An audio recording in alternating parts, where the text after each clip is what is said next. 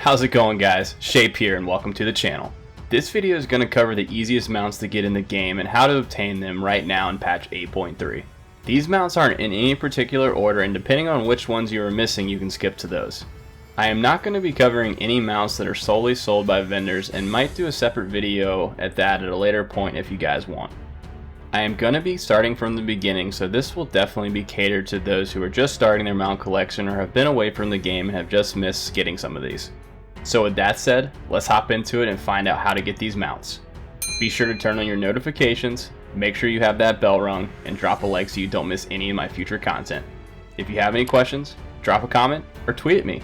Also, be sure to drop a comment on any other mounts you found relatively easy to get. I am first going to start with the class mounts, as you can really start your mount collection with a bang by obtaining these mounts. There are going to be 47 different mounts you can obtain from all these methods. The first way to go into obtaining these mounts is to get exalted with each of the class races. Now this is definitely going to take some time to do, and one way to cut down on that time is to go and obtain the tabards of each faction. This will allow you to build reputation with whichever tabard you are wearing at the time when you're going and completing dungeons. Now I'm sure you're thinking to yourself, man, that's going to take a long time, and you're right, it is. But I have a little trick for you guys in order to speed this up.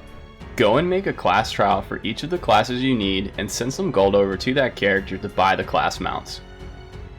This might take a little time to get through all the class trials, but you will save countless hours of farming dungeons using the tabard method. I will be including timestamps in the description below so you can skip around if you already have the mounts I'm going to go over. The location of each of the Horde races mounts are as follows. Again, if you aren't exalted with the following races and your character isn't from that race, make sure you're going to do the class trial method. To obtain the Hawkstrider mounts, you're going to want to head over to Silver Moon and head outside of the city to coordinate 6154 and talk to Winestra. Here you will be buying all the different Hawkstriders. For the Goblin Trikes, you're going to want to head over to Orgrimmar and go to the Valley of Spirits to coordinate 3286 and talk to Call Worthaton. Buy the two different types of trikes on either a Goblin character or the class trial you've made. The Turtle mounts, you're going to want to stay in Orgrimmar and go over to the Valley of Honor and speak with Turtle Master Odai. Make sure to buy all 6 of these turtle mounts from her. For the Wolf mounts, you're going to want to still be in Orgrimmar and stay in the Valley of Honor. At coordinate 6912, talk to a Goru Wolf Runner and buy all of the wolf mounts. Finally, we're going to leave Orgrimmar and head over to Thunder Bluff to collect the Kodo mounts. Once you arrive in Thunder Bluff, head towards the Bloodhoof village in Mulgore. You are going to be looking for an NPC called Harb Clawhoof, and he will be located at coordinate 4758. Buy all the Kodos from him. Once you're done here, head over to Sinjin village and go to coordinate 5575. Here you're going to learn all the Raptor mounts. Finally, you'll want to head over to Undercity to collect the final race mount with the Undead. Once you're in Undercity, head out to Brill and talk to Zachariah Post at coordinate 5952. If you did everything in this order, you are now at least 47 mounts greater than when you started. The first non-faction mounts that I'm going to get into is the Bronze Drake. This mount has a 100% chance to drop as long as you complete the objective in time, which on a max level character would be pretty much impossible unless you were just AFK the whole time. You will want to head over to the Cult of Stratholme and do this dungeon on heroic difficulty. The easiest way to get to this dungeon if you're a Horde character is start in Orgrimmar and go over to the portal room. Take a left before you get to the portals and head down the stairs until you reach the portal to the Caverns of Time. Once you are here, you will want to follow the path all the way down until you get to a large structure in the middle, then head left towards the Cult of Stratholme. After you get inside, you're going to want to talk to Chromie and you will receive an item. You're going to use this item on all the boxes you find on your way up the road. All of these boxes should be in plain sight as you make your way up the path. Once you have completed that objective, you will talk to Chromie again and you will find her a little farther up the path.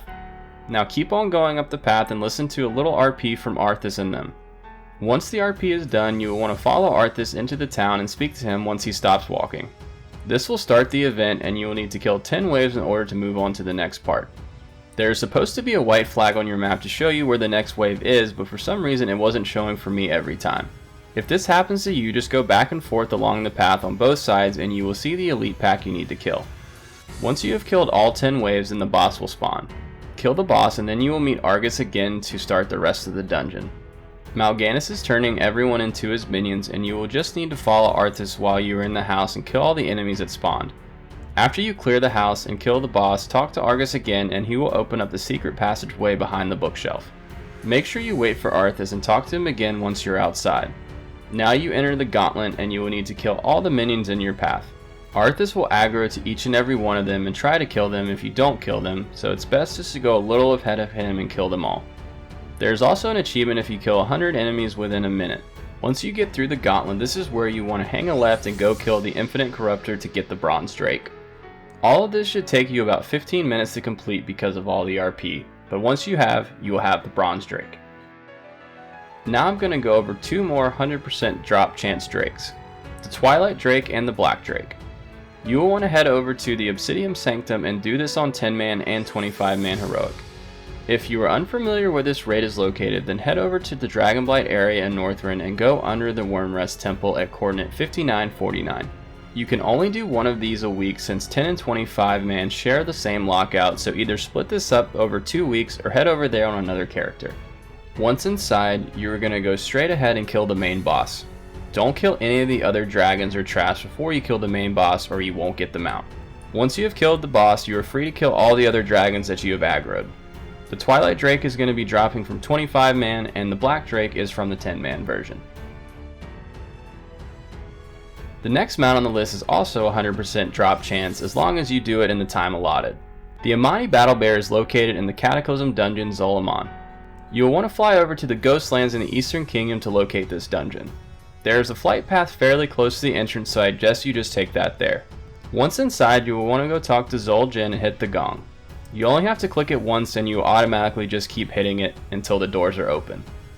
Once you have the doors open, this is when the timer begins. In order to get the achievement and the mount, you will need to kill the first 4 bosses in the time allotted. This should be no problem for a max level character.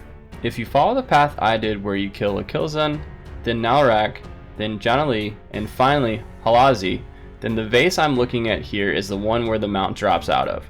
Now you don't have to kill them in that order, it's just the order I do them in, and I know that this is the vase that breaks and it has the mount in it. Once you kill the last boss, free the prisoner that's in the cage and they will start breaking open all the vases. It does take a little time for them to get over to the vase with a mount in it, but just be patient and you'll soon have the Amani Battle Bear. Let's keep on the 100% mount drop train and head over to the Warlords of Draenor. Once you are in Draenor, you're going to want to head over to coordinate 1451 in Frostfire Ridge. You're going to be on the lookout for a rare called Qiraji. Unfortunately, the cool mount name doesn't stay the same as the NPC, and once you kill him, he will drop the mount Garn Nighthowl. The spawn timer is around 15 minutes, so if it doesn't spawn when you're there, just give it a couple minutes. Also, this mount isn't buying on pickup, so you can probably find one in the auction house as well if you don't feel like going out to Draenor and waiting. I recommend just going and getting it yourself though, as it's very easy to do. For the next few mounts we're going to go over, you're going to want to head over to Sithlis and head to AQ or Temple of Akura. Here you can get 4 mounts that can only be used in the raid itself. However, they do count towards your obtained mount, so it's worth your time to come get these. All you want to do is kill the trash mobs up until the first boss, and you will most likely get 3 out of the 4 mounts on your very first try. Make sure you don't kill the first boss, as you can head outside and reset the instance to try again if you didn't get all the mounts. The red battle tank is considerably harder to get than the other colors, and this one might take you some time. Again, these mounts can only be used in the raid, but they are definitely worth the time to come out and get. The final mount on the list we're going to cover today is the red flying cloud mount you get from being exalted with the lore walkers. Now I know we think of getting exalted with a faction to be very grindy and time consuming, but the lore walkers are much different than we are used to. The way you get exalted with the lore walkers is going to be to go around Pandaria and collect scrolls. You will gain reputation with the lore walkers for completing the different achievements tied to finding these scrolls. You will also get in-game mail from Lore Master Cho that you can also turn into him for even more reputation. It should take you less than 45 minutes to get exalted with the lore walkers and claim this mount. You heard me right, less than 45 minutes to get exalted with a faction. If you guys wanted a more in-depth guide on where to find all the scrolls and get exalted with the lore walkers, then here's a link to my video I covered on how to get exalted with the lore walkers in under an hour. Now besides this last mount, you should be able to obtain all the other mounts within 15 minutes or so, making all the mounts on this list super easy to obtain. Well, there you have it guys, the easiest mounts you can get to start off your mount collection. I hope you guys enjoyed, and don't forget to let me know any mounts that you find easy to get, as I might be doing a part 2 of this video, as I know there are even more mounts that are fairly easy to obtain that I didn't mention. Please drop a like if you enjoyed the video to show some love for the channel, and I'll catch you guys next time.